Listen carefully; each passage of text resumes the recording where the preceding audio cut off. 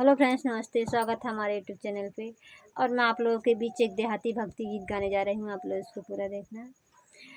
मैया सगरो चुनरिया चटकार हो, या चरवा काहे धोमिल हो। मैया सगरो चुनरिया चटकार हो, या चरवा काहे धोमिल हो।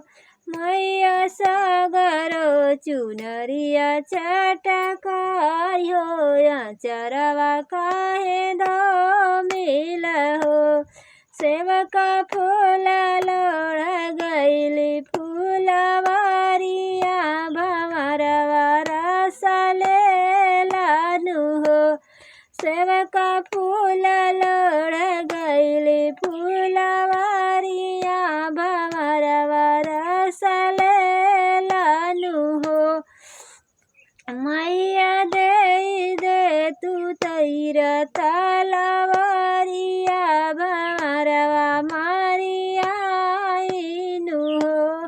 मैया दे तू तीर तलवारिया, भंवरवा मारिया इनु हो। सेवका तो हउए देवी के दुलारुआ, भंवरवा जिनी मारनु हो।